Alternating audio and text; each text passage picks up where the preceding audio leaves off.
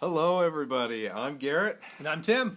We are the Marketing Shop Talk podcast, and this is really exciting. So, just to give you a little bit of background on our podcast, both Tim and I are students of marketing.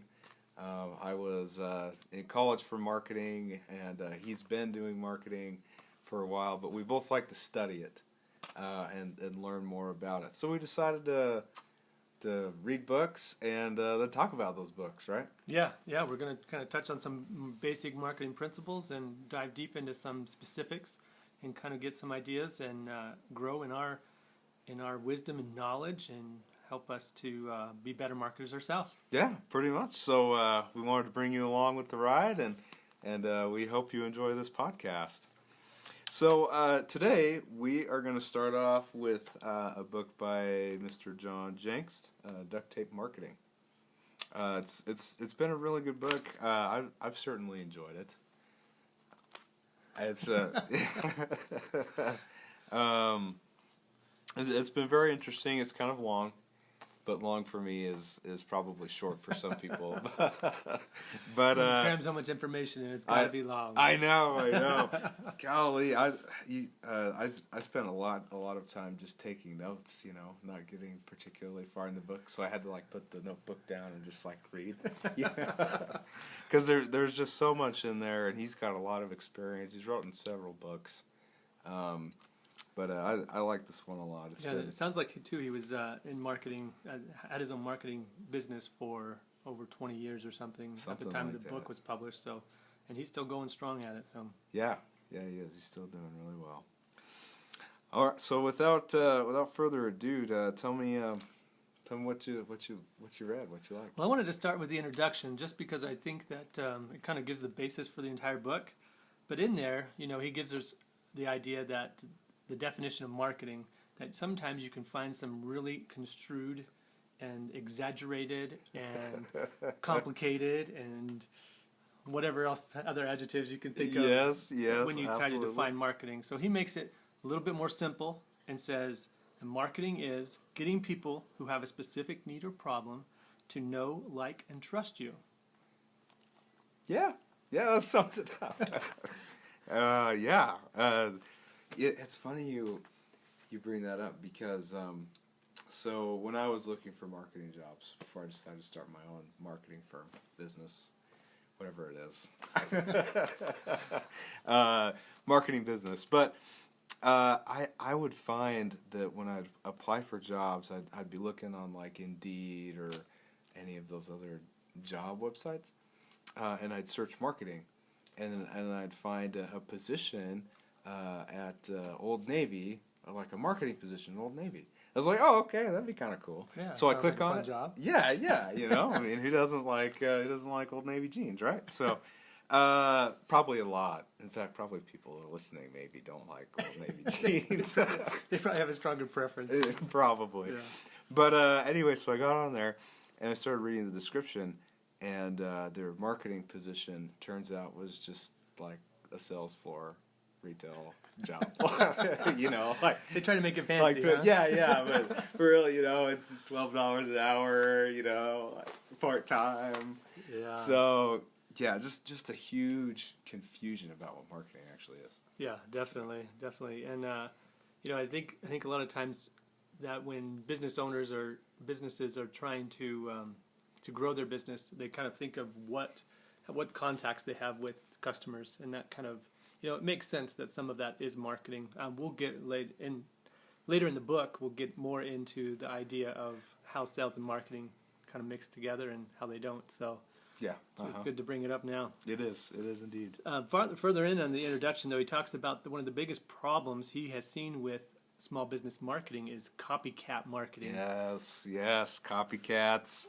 Yeah, they only do that which others in their industry are already doing. Yeah. So makes no sense to kind of piggyback on someone else's ideas, and there's no benefit for a company to do that. I liked in there too that he even says that some of the owners of those businesses couldn't tell their ads apart from their competition. Yeah. Yeah. Well, just a story there. So there's when I worked in a bicycle shop through college, we came out with this hat design, and it was this really cool hat. It had like this neon green mesh on it, and it was pretty. It was kind of loud, which is kind of the style of the shop, but it was kind of cool. And then we started noticing a few weeks later, the other bike shop did the same thing. They went to the same place that made our hats, and got the guy to make the exact same thing, but just put his logo on it instead of. That's awful. Yeah. It was a total copycat, and I like what you said there, because there is. I mean, you'd have to look at the hat to see the logo to really tell whose hat it was. Yeah. Yeah, like it wasn't, and it sucked for the shop I worked at, because at first it was recognizable it was our hat. Yeah, popular. And yeah. Yeah. And then the other shop stole it, and then like it totally, like, you couldn't tell whose hat it was. Yeah. So anyway, that's a real life example. Yeah. Of copycat marketing. Yeah. Yeah. Yeah, and I mean, copycat marketing is definitely a problem in any industry. I mean, you look at different advertisements. I mean, websites are a big part of that. You know, like almost all websites look the same, and they can. Yeah. Yeah. So, anyway, he also talks about the idea that there's another thing that he wanted to mention is ostrich marketing, which is where small business owners, they just stick their head in the sand and they don't pay attention to it, and they kind of ignore that it's a problem. Right. Well, and that seems to be maybe chronic isn't the right word, but it seemed to definitely be a problem with small business owners. I think they overlook the idea of how powerful marketing can be. Oh, yeah. And I think that, you know, he talks about in there that this is just a learning process, that this system that he's designed and put into this book, I mean, it is going to be a great resource for any small business owner that wants to tackle that large task of controlling their marketing. But the thing about it is that the benefits from it are exponential. Oh, yeah. But only if you do it right. Because otherwise it can be a complete waste of time. Yeah. Exactly. But if you do it right, if you market right, if you find your target market and learn about your target market, then you'll be successful. Yeah, which is one of the chapters you really liked, right? Yeah. So in fact, that's chapter 1. So right after the intro. But he talks about finding your ideal client, which is really identifying who your target market actually is. And the reason why I found it so interesting is I have a client that his basic. When I asked him in the interview, the consultation I had with him, I asked him, I was like, all right, who's your target market? And he essentially told me everybody. And that's like the worst answer you can get. It is. It's the worst because you can't. Yeah. You can't sell to everybody. I mean, A, not everybody needs your service, but B, I'm sorry, man, your garage isn't big enough. You're going to need like a Walmart facility, you know, like this huge building. Yeah. You know? But so he basically told me that. So that seems to be an issue with a lot of small business owners as well, which is what this book is meant for, right? Is small business owners. So just finding out who they are and how you can market to them specifically, not just everybody, but like men the ages of 30 to 50. You know, narrow that down. Yeah, simple demographics. I mean, can make a huge difference in the approach that you apply to your marketing. Yeah, and another thing, another business I've done things for is they wanted to sell products to surrounding cities, and so I did an analysis for them and found that like everybody in those cities are working on production lines, so they work. I mean, there's day shift, swing, and night. So their demographic work those shifts in production lines. You know, not a lot of spare time. And so if you get even deeper into that, so you can figure out, okay, well, these people are probably tired when they come home because they've been moving all day, so I need to make my service easy for them. Kind of a low involvement. Yeah, make it more convenient. Convenience. Yeah, that's the word I was looking for. Good job, Tim. Good job. I'm at the source out. Yeah. But anyway, so you can get really deep into that kind of stuff. Yeah. And the deeper you go, the more beneficial it is. Mm-hmm. Because the biggest problem I think with it is convincing the small business owner that they need to do that. Yeah. Because they see that this idea that if there's more customers, there's more opportunity for them to bring in money, right? Mm-hmm. Bring in revenue. But the actual fact is that if you try to advertise to everybody, you're not going to really communicate with anybody. So no one's going to come in. Yeah. So it kind of nullifies any efforts that you put forward. Yeah. Yeah, it kind of dilutes your message, I guess. Yeah, right. Definitely. Because too general isn't good. No. Not when you want to specialize in marketing. No, right, exactly. So I thought that was interesting. But another thing I wanted to ask you about, and we talked about this a little bit earlier, was the author suggests to fire 20% of your clients.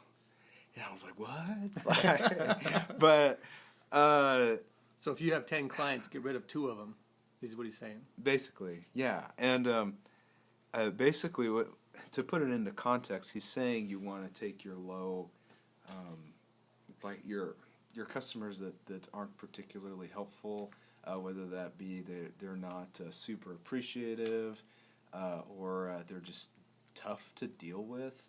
I think too, it's one of those ideas that the customer's not actually getting the service or the results that they want from your services or your product. Right. Uh-huh. So, I mean, if you turn that around and kind of talk about it from the customer's perspective, they really should find the better fit for themselves as well. Right. And I've heard this before. They call it a Pareto principle. Pareto? Like Play-Doh, kind of? Yeah, kind of. It's also called the 80-20 rule. And there's this idea that 20% of your customers bring in 80% of your business. I've heard that. Now that you mention that, yeah. Okay. So if that's the case, then also you have to think about it in reverse and say that 20% of your customers might be taking up 80% of your time because, like you said, they're hard to deal with. Mm-hmm. They're difficult. They take up a lot of time. They're not cooperating with your system that you want to put in place. Yeah. The actual way that you do business. Right. So, it'll alleviate a lot of stress, I think, if you were able to do that. Yeah. So. Yeah, and getting rid of stress is a big factor in being productive in your own business.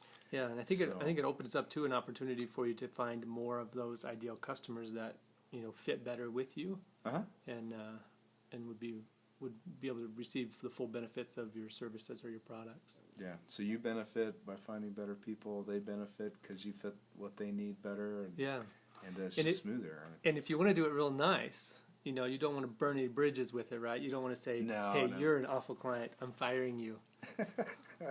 You find a good fit for them. You find someone that would work well with them, that will give them more of what they're wanting. So some of the problems that I've run into is micromanagement.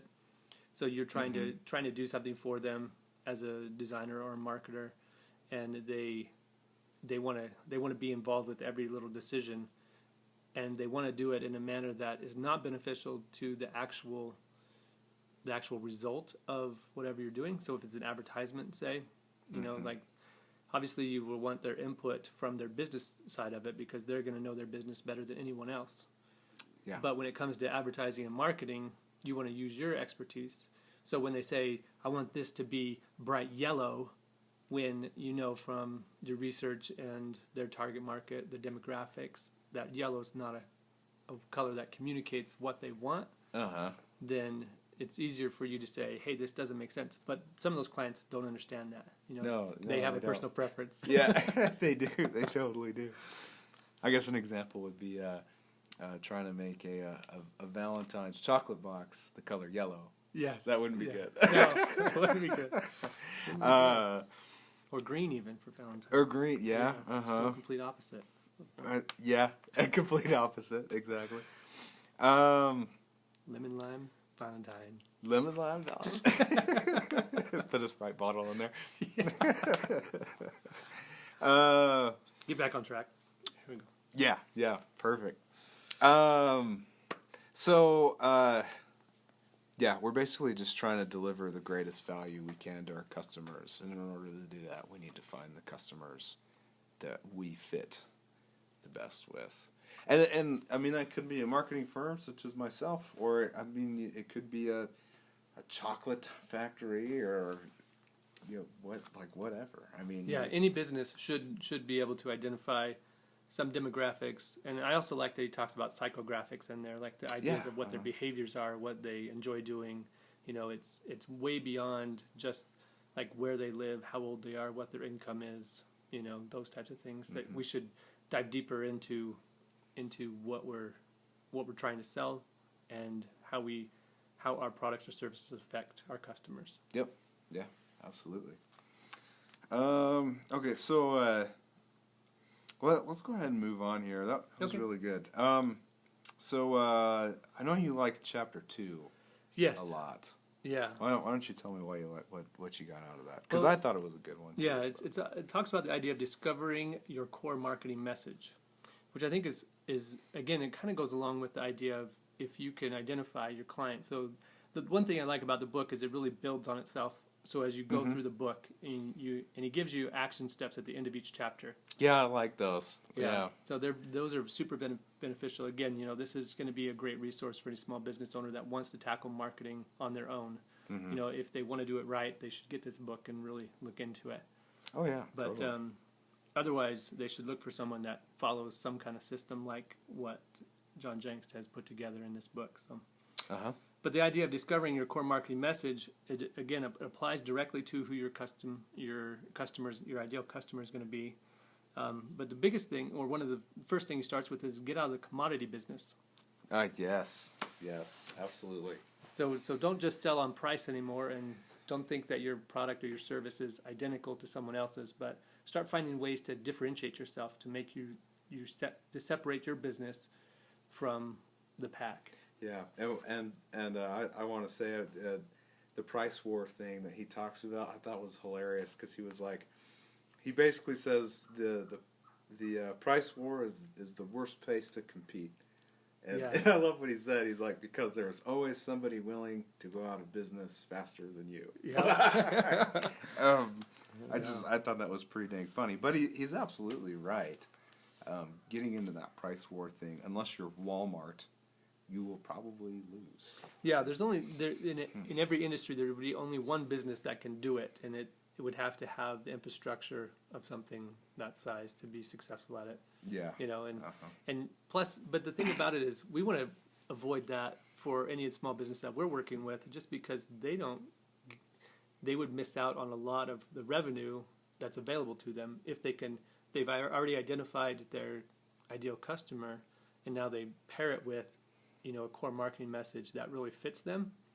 Then that communication, that's the starting point of that relationship with your ideal customer. Yeah. Absolutely. Yeah, so he says that you can even find simple ways to do it. Some of the things that I kind of liked about it was, like he said, offer a guarantee that you're scared to offer. That's one way to do it. Yeah, that's one way to do it. Which we've talked about, in some of the guarantees you could come up with could be really pretty scary. Yeah. He also talks about make a promise only you can offer. Whether it's with your product, your service, a niche, whatever the offering might be. Solve a unique problem that maybe your competition hasn't discovered yet. Sorry, Pandora. My bad. So Pandora, this is a side note, by the way. Pandora, for some reason, will randomly turn itself on, and it totally did that to me in a job interview. Anyway, back to the book. So anyway, like I was saying, make a promise that only you can offer, whether it's with your product, a service, a specific niche that kind of narrows down who you're talking to. Maybe it's just an offering that you can provide. Solve a unique problem was one of the things I thought about. With that idea, you can identify and talk to customers and figure out what it is specifically that they're trying to gain from your services or product. Right. Well, I mean the unique problem. That's basically how you start a business, right? Is you find a need and you fill it. Yeah. Yeah. That's what I've done with mine. I came to realize that a lot of small business owners just don't know who their target market is, or if they do, they don't really know them. Yeah. They just know, women in their 20s. They don't. It's super general, the information that they've gathered. Yeah, it's crazy general. And so I found that if you can really dive into the details on that, it's just super helpful, and it helps you market that unique product better. Yeah. Anyway, I digress from what you're saying. No, I think that's good. Yeah. And the idea, too, is that your current customers and clients can be a great resource for you, because you can not only study and analyze the demographics and psychographics that they have, but you can ask them questions, which I thought was a brilliant idea. Yeah. The idea of just simple ask. but brilliant. Yeah. Just ask them, what is it that you like about working with us? Those types of things. Uh-huh. And he actually has a list of questions in there that you can gather. But I'm not going to get into them because I want you to get the book. Yeah, it's a really good book. Yeah. But they are good questions, and they're not it's not like a crazy hardcore question. It's just simple. Yeah, simple survey, the customer survey that you can do. Mm-hmm. Yeah. So he also talks about the idea to find your core marketing message is look for what the competition isn't doing. Look for holes in there in what they're already providing. Uh-huh. And then you can ask yourself too, what is it that I really sell? So sometimes, you think, like if you're a shoe store or something, that you sell shoes, right? Right. Mm-hmm. But what if you sold dress shoes? Then you sell fashion as well. You want people to feel fashionable. Yeah. So it's beyond just the actual product that you sell. So what is it that people are shopping for when they come into your store? It's kind of an interesting way to look at it. It gets kind of deep, but I think it's important for any business owner to know exactly what it is that they're providing for their customers. Yeah, and that's like we were saying earlier is just diving super deep into all that stuff, like where you said shoes and dress shoes, restaurants. Yeah. Why do people spend $30 on a salad that consists of three romaine lettuce? Yeah, 3 romaine lettuce leaves. It's like prestige, right? Because not everybody can eat at your restaurant. Yeah, yeah. Or for a night out, for the entertainment value of it, being able to go somewhere different. Yeah. It's all about. It's all about the experience. Yeah.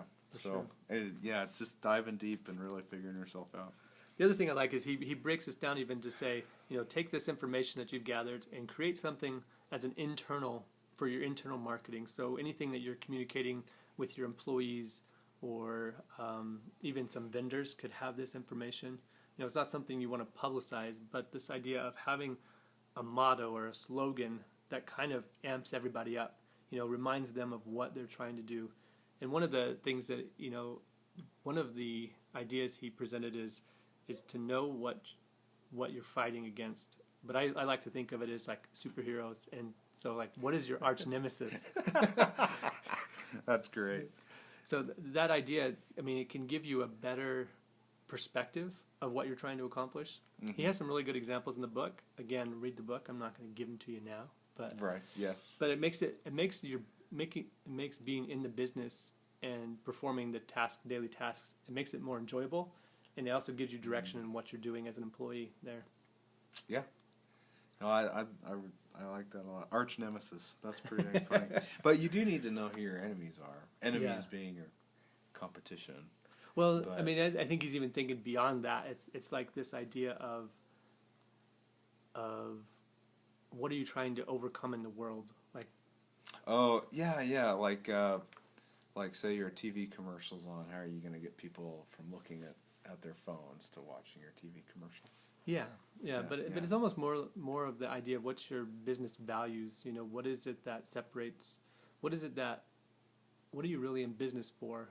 It's a super deep question because you can go really deep, and I think he kind of tries to portray that, but without giving away all of it. So Yeah, absolutely. but then even you build on this, so you have your motto that's internal. You have your talking logo that then he mentions and introduces, and that idea of when someone asks you what you do. So what do you do for a living? Lots of people will just say, I fix cars, or I make chocolate. I'm a mechanic. I'm a banker. Yeah. I'm a real estate agent. He says, make it more interesting than that. He says, so what is it that if you take this idea of what your arch nemesis is and you apply it to your business, then you can answer that question with some some smart sounding something. like apparently I don't have right now. You're gonna make me cough. Oh man, shoot. I'm just getting over a cold, so I can't laugh as loud as I'd like to. But yeah, so the talking logo is like you're saying. Somebody's like, "Hey, what do you do?" You could be like, "You know how people, have their cars break down and it's super annoying? Well, I fix that." Yeah, like that, right? Happens. Yeah. Something like that. Yeah, that's one way that even a more advanced way that I've heard it being said is, you ask them a question back. When they ask, "What do you do for a living?" One of the things that I think about in here is if we're talking about marketing, like a marketing firm or an advertising firm, I think of the idea of if somebody asks you, "What do you do?" You say, "I protect the world from really bad designed ads." That's awesome. Those types of things. That's great. But the idea is to really get them to talk to you, the person who asked you the question. So you want to get their interest into it. And then there's a part to it too, that you need to have a follow-up because they're going to ask like, well, how do you do that? So you have to be able to follow that up. I'm gonna try. It's funny we talk about this. So somebody emailed me today on LinkedIn, and they asked me, what do I do? They tried to sell me something, and I said I wasn't interested. And he was like, "Well, what do you do?" And so I told him, "Well, I do this, this, and this. Help people find their target market, blah blah blah." Yeah. And I just straight up answered it, and I sent it. And I never heard back from him. See? You needed to talk. And so next time I get contacted, I'm gonna try that. Yeah. I'll get back to the podcast on that. But Yeah. I'm gonna try that. Yeah. I think that's a great idea. I'm gonna do it. Yeah. I'm gonna start applying a lot of the principles we learned from reading this book. Yeah. In my daily work for sure. Yeah. No, it's like we said, full of good ideas. I really like them.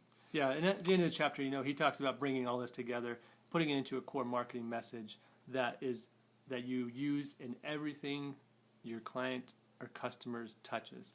So every single piece of material, whether it's a phone call, answering the phone, whether it's an invoice, whether it's a brochure. Yeah, the invoice. I remember that. It went on like 3 pages. Yeah. On the invoice. Anyway. So. But include it in everything. Yeah, I mean, all those things are your marketing. Mm-hmm. Like everything that contacts the customer is a marketing tool of some kind, right? Every customer touch point. Yeah. Get them every time, including invoices.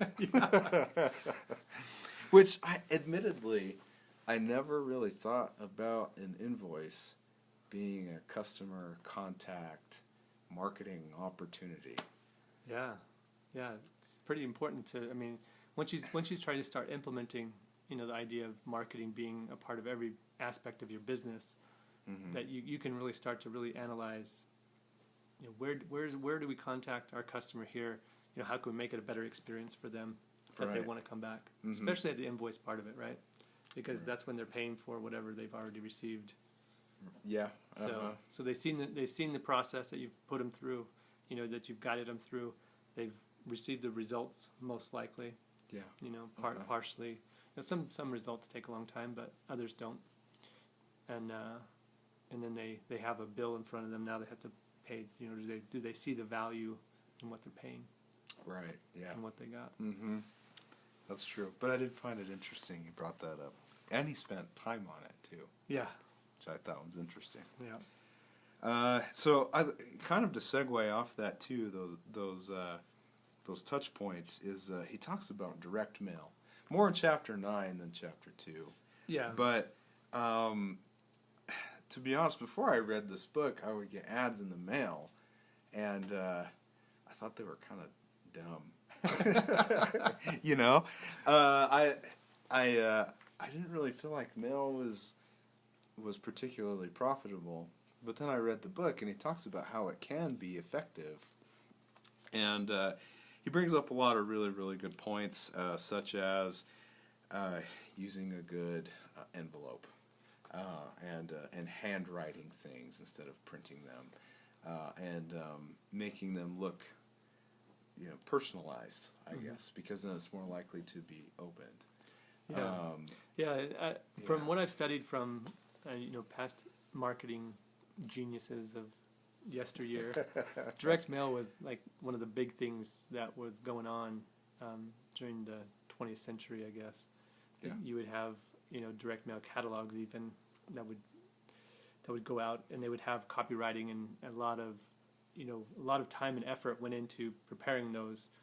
Mm-hmm. And it kind of grew into what it is today, which you talk about the idea of really junk mail, right?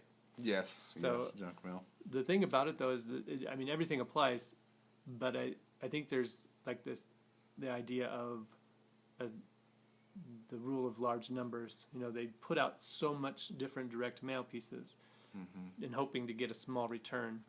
But John Jenks talks about in Duct marketing the idea that if you really hone in on the ideal target market, you have your core message, that when that delivers, that when you get that piece of mail, it'll resonate with you as a customer. Yeah, well, he even shares a story of a guy that used direct mail, and he would like find the business he wanted to do business with, and then he came up with this very personalized thing, and then he sent it there, and then in the letter he was like, I'll call in X amount of time, and he ended up being very successful. Because he didn't send out tons of mail, but he did a lot of research on the few places he wanted the mail to go, and he had a really high success rate. Again, I don't want to get too in-depth, because if you read the book, it's far more interesting than me regurgitating it. But it was really interesting to me that it is still very effective, despite the fact Facebook wants you to think Facebook's the only way to go now. Like it's still effective. Yeah. And I just I didn't think it was, and now I think it is. What I appreciate about the direct mail aspect of it is that the direct mail principles can be applied to the same thing with emails nowadays. Yeah, emails. It can be applied to even just the process of going through a website. Yeah. So I've even heard the question of, do you have like a static website, or do you have a direct marketing website? Yeah. Do you actually have like a call to action on your website? Do you put that same information that you would have on a direct mail piece in any advertising that you put out? So it can be applied to lots of different things. Yeah, again, a touch point, right? Yeah. Website's a touch point. Yeah, so, yeah, for sure. Absolutely.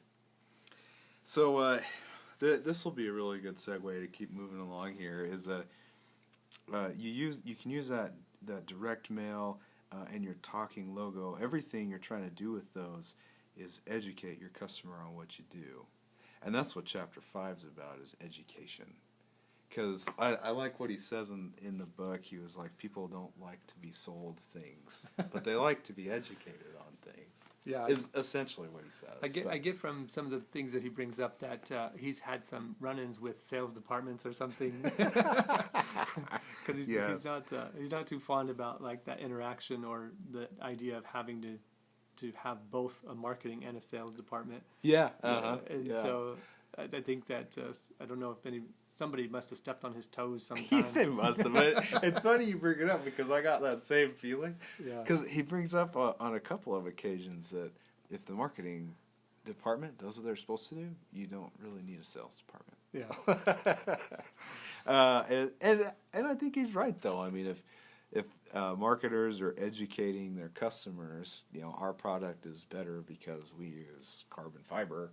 And carbon fiber has X, Y, and Z benefit, then the salespeople don't have to go and like regurgitate that. If the marketing team has already educated them, and the person's already made their decision. Yeah, and I think his point is, though, the idea that you change your sales team into people that can follow up with that education. They can answer questions and those types of things, which actually makes selling a lot simpler. It gives them a direction to go instead of cold calling. They know where the prospect's already at in the path because they've made contact with you some way or another. Yeah, but see, now they've gone from sellers to educators still. Yeah. Right, it's all education. Yeah. And I think that's an effective way to sell these days anyway, is to try to provide as much information as you can to someone, whether you're doing it in a marketing piece or in a one-on-one sales situation. Yeah, absolutely. And I totally agree. I really feel like people that, so like a high-level product, so a computer, for example, you want to, it's like Macintosh. I'll use Macintosh because there's one right there. I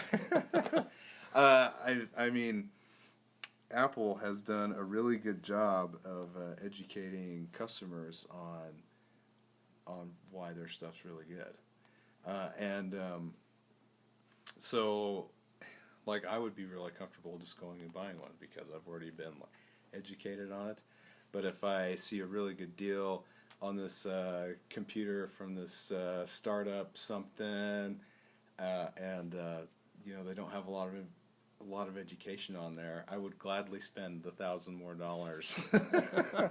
on the Mac over this little thing that doesn't really tell me much. And I mean that's kind of a really dumb, lame, cheap example. But let's start over.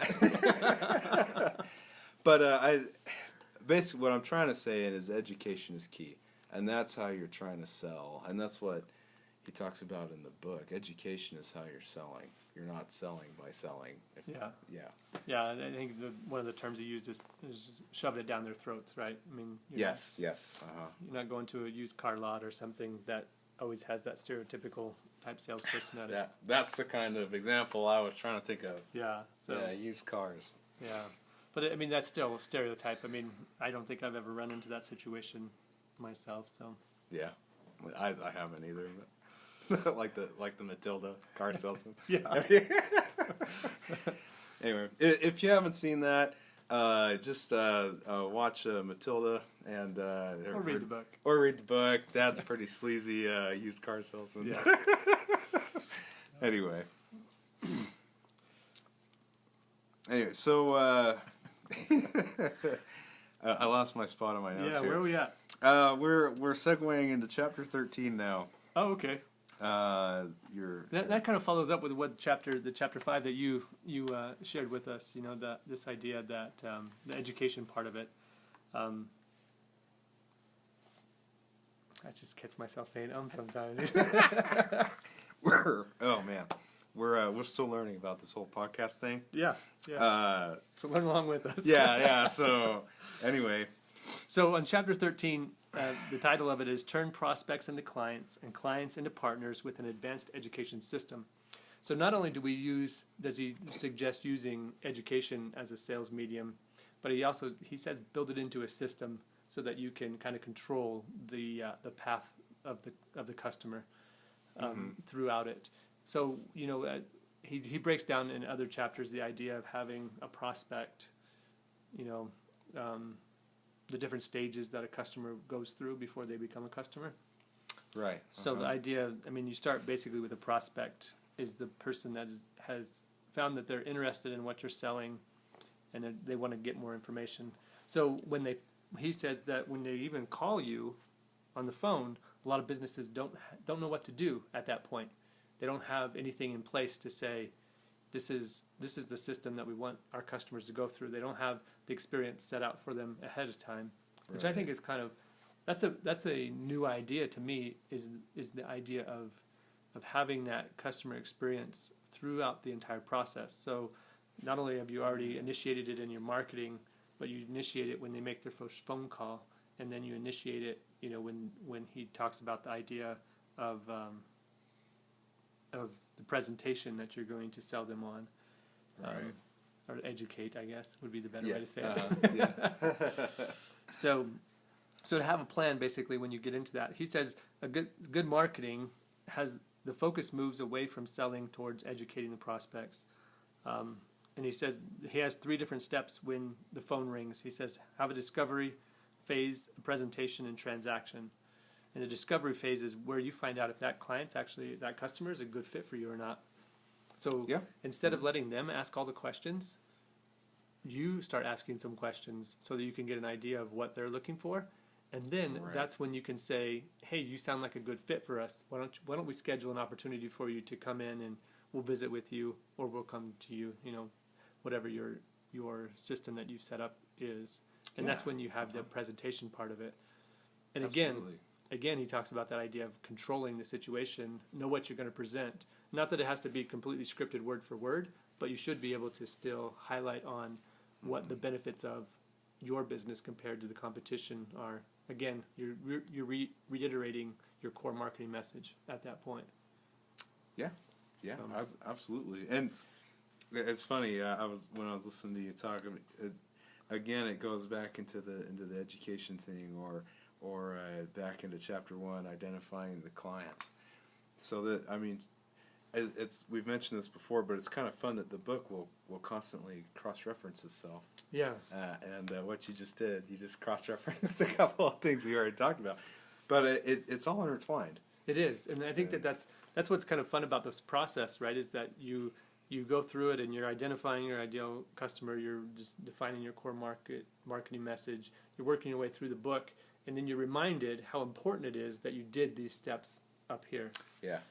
I mean, that's why I think this is such a good resource for a small business owner, is if they actually go through, follow the steps, they'll know why that's so important already. When they get to that point, they'll be like, yeah, I'm glad I did it this way, because otherwise I would be having this presentation, this idea of trying to educate them, and I would be talking to the wrong person. Which is a waste of time. Which is a waste of time. Yeah. Yeah. Time is money. Yeah, valuable resource. No, I'm just joking, but even with that, I mean that education process goes throughout the entire path of the customer. Mm-hmm. There's another word for that. I can't remember what it is, but it's also, I mean, it's good to let the customer know what to expect from you throughout the entire process that you're working with them. Yes. But like especially in our case, that we sell marketing services, right? Yeah. Mm-hmm. So that idea of let them understand and have the expectation up front of when we're going to be contacting them, what information we need at what time, and those steps in the process, so that they're always informed on what's going to happen next. I think a lot of times we as being familiar with our products and services, sometimes we don't communicate enough of what the next steps are for them. Yeah, and I think myself, I've been guilty of that, both professionally and as a student even. I mean, as communication is a really big, important thing, and if we can communicate to our customers about what the next step is, this timeline, I'll contact you at this point, I mean, that's all just great customer service. That's your package. Is just the whole experience in and of itself, not just the product. Yeah, and I think that's why this chapter wraps up kind of the book in a good way, because I mean it reminds you that you have the system in place, and you have it there for a reason, and you've gone through all these steps, and the idea is to have that customer, retain that customer, to keep that person coming back for the next purchase. Yeah, absolutely. Yeah. Overall, this was a great book. I really recommend that you read it. Again, it's called Duct Tape Marketing by John Jenks. He's got several other books too, but this is the one we've read. Yeah. And highly recommend it. Yeah, so. I would too. It's a great resource. Again, I think I've said that 3 or 4, 5, 6, 7, 8, 9 times. Along with a couple ums here and there. Yeah. It's okay. Wait, it just bear with us, and we'll get better as time goes on. And this is a lot of fun. And we'll be reading some more books and talking about these books. And soon we'll let you help us as an audience. I mean, to find some other resources that we might be able to study and learn from, and maybe you have something out there that you think is very valuable, and we would appreciate you sharing that with us. Yeah, that'd be fantastic. That'd be cool. As soon as we figure out exactly where we're going to post this podcast. Anyway, thanks again for listening. Again, I'm Garrett. What? I'm Garrett. You're Tim. I'm Tim. And, we're wrapping up. I forgot. yeah. it's in the plan. Isn't it? Oh man, I forgot the wrap up part. All good. Well, thanks again. Wait for us next week. We'll post something. All right. Take care.